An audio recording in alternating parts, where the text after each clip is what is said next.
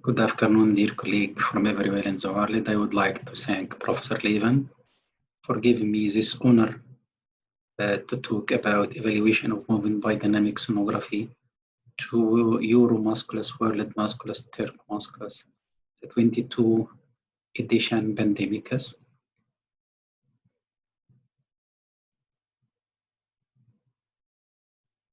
Neuro Musculo Skeletal system function is a movement. Musculoskeletal ultrasound has several advantages over X-ray and CT and MRI.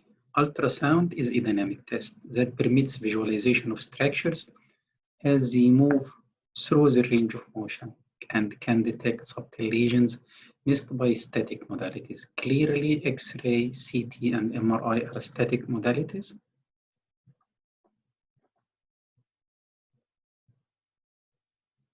Dynamic neuromusculoskeletal ultrasound have two arms. Dynamic arthrosonography to test joint stabilizing structures, ligaments, capsule for integrity, stability, stress testing, subluxation, and dislocation. And to assess joint congruity, including bone contour of the joints, discs, meniscus, liberal integrity. The second arm of dynamic ultrasound is dynamic myoneurosonography to assess muscle tendon complex for integrity, gliding, adhesions, subluxation, and dislocation using active, passive, and against resistance technique, special dynamic test for nerve excursion, gliding, entrapment, lesions, and dislocation related to areas and joint. Dynamic arthrosonography of the knee joint. Dynamic sonography of normal knee extensor mechanism. Normally we have the extensor mechanism, soft tissue includes the quadriceps tendon, suprapatellar fat bed, bursa, suprapatellar prefemoral fat bed, and the articularis genius muscles and suprapatellar bursa. And we have two bony components, the patella and the bony cortex of the femur. And during movement, we don't have any conflict between these soft tissues and bony components. You can see the quadriceps tendon, suprapatellar fat bed, prefemoral fat bed, and articularis genius and the bursa. And during extension and deflection, we don't have any contact or conflict between this soft tissue and the bony components of the patella. And this is a normal extensor mechanism. The situation is not like a knee painful arc. And recently, Mohammed Dughbaj, Shihab Salim Kandari, and Professor Levin Oscar have presented dynamic sonography of knee painful arc imaging by dynamic sonography novel technique in ISPRM Congress in Paris and presented in Annals of Physical Medicine. We have three types of patellofemoral impingement. We can see this in this X-ray. We have the supracondylar osteophytes. This osteophyte, when highlighted, we can see it is directed anteriorly, touching the quadriceps tendon soft tissue appearance in the X-ray. And we expect during flexion, this osteophyte will compress the quadriceps tendon. And this is a panoramic view showing the patellar tendon, patella, suprapatellar, supracondylar osteophyte compressing the quadriceps tendon. And we can find the power Doppler signals in denoting inflammation of the quadriceps tendon due to impingement by femoral osteophytes. During dynamic examination of this quadriceps tendon, we can see that the quadriceps, the supratrochlear osteophyte is compressing the quadriceps tendon and causing inflammation, edema, and swelling. You can observe here swelling of the quadriceps tendon comparing to the distal and proximal part of the quadriceps tendon.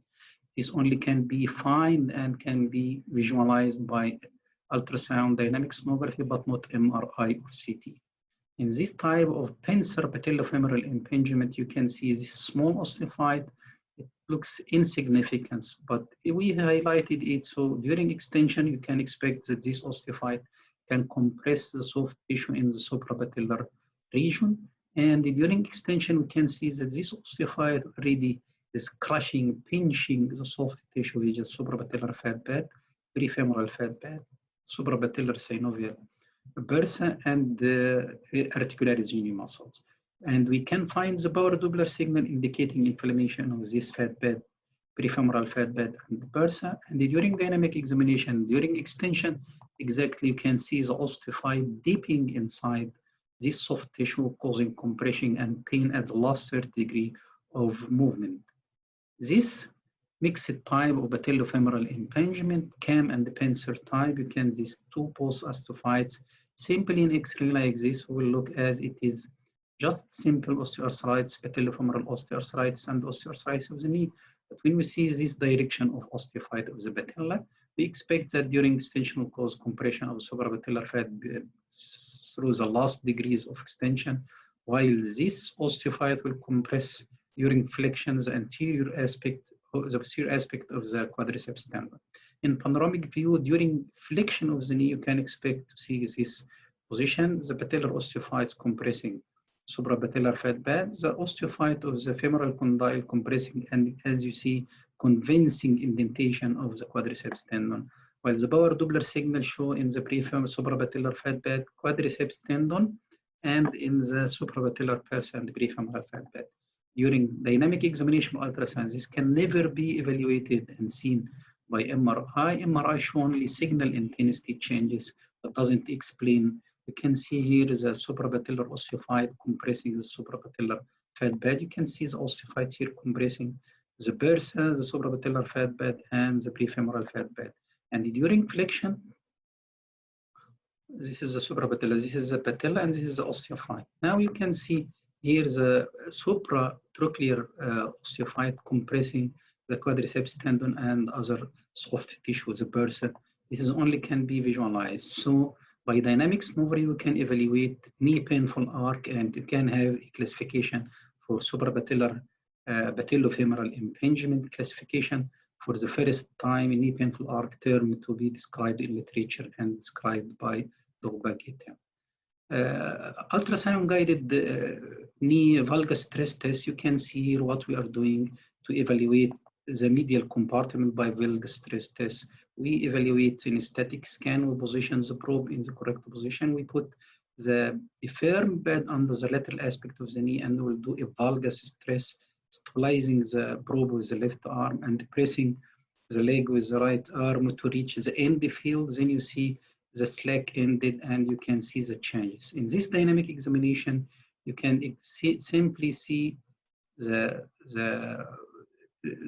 tear of the medial collateral deep portion and part of the superficial portion, and you can see the medial meniscus as two-part segment. This is a tear of the medial collateral ligament deep portion and medial meniscus visualized by ultrasound-guided knee valgus stress test. This can never be visualized during knee MRI or CT. Varus stress test, as we see here, we put the firm bed between the two knees, so we can evaluate the lateral compartment. Normally in the ultrasound studies can due to convexity and concavity of the lateral collateral ligament when C hypoechoic. We will assess the integrity of the attachment at both sides and the whole length of the ligament, and we can evaluate the lateral meniscus, and also we can evaluate the proximal tibiofibular joint by doing not only varus stress, but do varus with torsion of the leg, so you can assess the stability of this joint also. Here you can see when we do pressure here, we have this straight like this, and it is more echogenic, not hypoechoic like here. This indicates that this is a normal intact and the good integrity of the lateral collateral. You see how it becomes tightened with valgus and becomes slack again with varus movement. We have integrity and intact lateral collateral ligament and lateral meniscus. Anterior cruciate ligament, anterior drawal test guided by ultrasound. We put the position to visualize the anterior cruciate. Then we'll alter the patient and palpate and relax the hamstring and the quadriceps. And we stabilize the probe with the right, and we'll do anterior drawer test with the left hand. We can see here, evaluate this is the anterior cruciate, and this is the anterior drawer test guided by ultrasound. So evaluation by ultrasound, we can assess also the anterior drawer test. Posterior drawer test in prone position, we put the bed under the ankle, so they have the knee flexed in 30 degrees. So the quadriceps is relaxed, the hamstring is relaxed. We stabilize the thigh with the ulnar side of the left hand, and we stabilize the probe and we visualize this. Then we can do a posterior drawer test, and we can see the posterior cruciate ligament tighten and loss of the slack, and we reach the end field without any detachment of the, you can see the attachment heel clear and attached knee. So this is intact circle shaped ligament assessed by and evaluated by ultrasound guided posterior drawer test. Dynamic arthrosonography of the shoulder, we can evaluate movement of the shoulder to detect a lot of pathology. Snapping of the shoulder, it could be biceps tendon, long head subluxation dislocation, subdeltoid bursitis, subscapularis bursitis, calcific tendonitis, and also impingement on the coracoacromial ligament. We can see here external rotation. We prefer to do all the examination testing in the supine or prone or lateral decubitus, not as in the literature in sitting position. This is comfortable for the examiner and comfortable for the patient also doing this actively, passively, or against resistant. And we'll find here this calcification coming from under the coracoid and causing snapping and pain. And when it reaches here between the lesser tuberosity and coracoid, will cause a severe pain due to impingement and snapping of the. Here we can see also dislocation of the biceps tendon. In this, you can understand the biomechanic, how the biceps tendon is dislocated and relocated. It is dislocated in external rotation, and during internal rotation, you can see that the coracoid will push and relocate the biceps tendon inside the biceps groove. So this understanding the biomechanic of and the pathophysiology of dislocation, and you can understand how this tendon become having attrition and tear. Biceps tendon can be act as a pivot in the 12 o'clock, so you can assess the angular motion of the shoulder. So you can see that it moves to 3 o'clock and to 9 o'clock, 90 degree and 90 degree in normal physiological status with a good gliding mechanism at the subdeltoid bursa, subacromial subdeltoid subcoracoid bursa. It is a very important plane for gliding mechanism. In this patient, we have a bursitis causing the impingement and snapping. You can see the bursa jumping here, causing snapping of the shoulder. In adhesive capsulitis, this bursa, which is coming subacromial, subdeltoid, posteriorly, anterior, and subcoracoid bursa, both are acting as a good gliding mechanism for improving the range of motion of the shoulder. Not only the capsular contracture and the adhesions of the capsule is the cause, contraction and thickening of the capsule as a part of adhesive capsulitis pathology, but we have also adhesive bursopathy causing limitation of movement. Here in normal situation with movement full range, you can see the pivot is biceps tendon can go internal rotation 90 degree and internal rotation 90 degree. This is the normal situation here. This is, you will not find that the movement is okay, but here you can see that this pivot is moving only from 12 o'clock to 1 o'clock. So it is 30 degree movement. So evaluation of movement using the biceps tendon to assess the angular motion is a part of evaluation and the accurate assessment of movement of the shoulder. Infraspinatus also you can see in a lateral position. You will ask the patient to do external rotation while he is in a lateral decubitus. We can do this is actively, passively, and against resistant. And normally you will see this infraspinatus tendon is intact. We have a linear excursion in the movement of this tendon. You can see the glenoid and the capsule here. And in this patient with pain, persistent pain after posterior dislocation of the shoulder, we have a Hill-Sachs lesion discovered during dynamic examination of the shoulder. Normal infraspinatus tendon looks like this, but torn infraspinatus dynamic sonography can be visualized easily like this. Dynamic myoneurosonography is very important to assess the pathomechanic of peripheral neuropathy. The peripheral nervous system is constantly exposed to mechanical loads imposed upon it by movements and posture of the body. To cope with this, respond extensor forces, tensile, shear, and compressive forces. The peripheral nerve must be able to withstand compression, So it elongates, stretch, glide, slide relative to interfacing tissues. Compromise of this or combination of neural biomechanical responses is believed part of multifactorial etiology in many peripheral neuropathy. We have a full protocol to assess static and dynamic disease, which is a carpal tunnel. Carpal tunnel is a dynamic disease. Flexor digitorum intrusion test during extension of the wrist and the fingers, empirical intrusion test during flexion of the finger, thenar digital flexion stress test during opposing long axis, short axis. Long linear excursion cephalic to caudal is very important. Dynamic ultrasound also of the file test is one of the tests. Compressing here, we can see the median nerve compressed, but when we do this compression, we'll have this picture. It becomes thin, is becoming thin. Intrusion test of lumbrical occurs during flexion of the finger, while intrusion of the sublimis or superficialis occur during extension of the fingers. Fallin test, you can see how we do it from supination to pronation. Then we'll ask the patient to do flexion of the wrist and flexion of the fingers. Then we can see how it looks. The median nerve during pronation will come between the flexor tendon. You can see here the posterior aspect. So this is a vertical movement or sagittal movement from dorsal palmar to dorsal. You can assess the posterior axis from the median here to measure between lunate and then while you extension of the wrist and the fingers, you can see the distance between the lunate and the median nerve. Again, it comes here between the flexor tendon, so we have a mass effect compressing the median nerve. Carpal tunnel is a dynamic disease. Carpal tunnel is dynamic. This is how we do the measurements from the median nerve to the flexor carpi-radialis is a fixed anatomical point as to assess the coronal movement of the median nerve, and from the posterior aspect of the median nerve to the palmar aspect of the lunate to assess the vertical or sagittal movement of the median nerve. Assessing the reliability of ultrasound imaging of examining peripheral nerve excursion systematically literature review, we found strong level of evidence moderate to high reliability using ultrasound imaging to assess nerve excursion.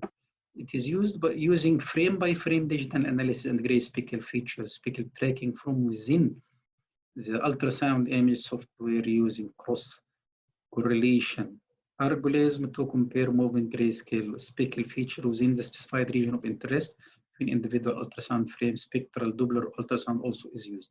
This show example of the median nerve speckle tracking area of interest at the linear excursion and also the radial nerve assessment by the same technique. This is how it looks, dynamic movement of the median nerve. Median nerve is a relatively mobile or hypomobile structure between immobile flexor tenaculum and hypermobile flexor tendon. So it is relatively mobile, but not like the flexor tendon, and it is mobile, not like the flexor tenaculum.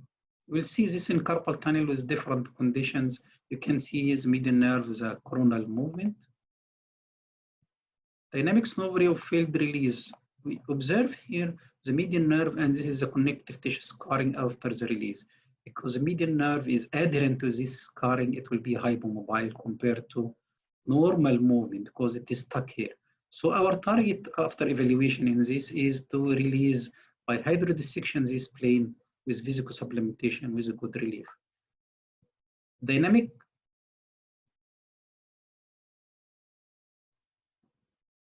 ultrasound evaluation of ulnar nerve dislocation at the cubital tunnel is a common and present limitation. You can find how it occurs during flexion and extension. It will come inside the cubital tunnel. During extension, it will come outside the cubital tunnel. Common peroneal nerve dislocation, other nerve dislocation and impairment evaluation is common. Not every case of a trigger finger is due to entrapment at the annular pulley, but sometimes at the ulnar persa as the rest, you can scarring due to using some tools in hand manual workers. In these patients, the entrapment is here at the palm, and we have dissected these tissues, first injected with steroid, next 2 steps with vesicosupplementation. Dynamic evaluation of semitendinosus herniation is a rare condition, but you can see here the semitendinosus coming from the rent of the fascia coming outside during flexion of the knee against resistance. This is not here when we see the video clip comparing to the other normal side. Now it is coming down. Now we'll move, you see this. This is the semitendinosus, this is the biceps femoris. Now the fascia is intact. We'll ask the patient to do flexion. Then you will see the bulging of the fascia without protrusion outside because the fascia is intact. This is a normal contraction. You can see here the herniation of the piriformis syndrome, quadratus femoris impingement causing ischiofemoral impingement of the sciatic nerve can be easily evaluated and assessed by dynamic sonography. Dynamic sonography sacroiliac joint, this is a rare case of snapping sacroiliac joint. Normally, we have the nutation and the counter nutation not more than 2 to 4 degrees, anterior posterior gliding not more than 2 millimeters. This is in a cyclist. This cyclist have a snapping hip and took 2 years to reach our clinic after using it, evaluated by many orthopedic and physiatrists as a snapping hip. But when I asked the patient to do imitation, how the snapping occur, he stand and try to imitate while cycling, flexion the hip and knee, and he's putting the hand posteriorly. So I put the probe at the side and I heard and found the click at the sacroiliac joint and the movement is more than 2 millimeters. In conclusion, dynamic ultrasound is a powerful diagnostic tool in the hand of physiatrist in understanding and underlying pathomechanics and biomechanics and the pathophysiology of wide varieties of soft tissue, muscle, tendon, ligaments, nerves, fascia, bursa, and fat pads, lesion, injuries, or pathologies caused by encroachment or impingement of these soft tissues over or between hard tissues, bone, cartilage, fibrous bands, tough ligaments, and hardwares occurring during or due to movement. So it can improve their management, guides rehabilitation for intervention for a better cure. Thank you for your attention.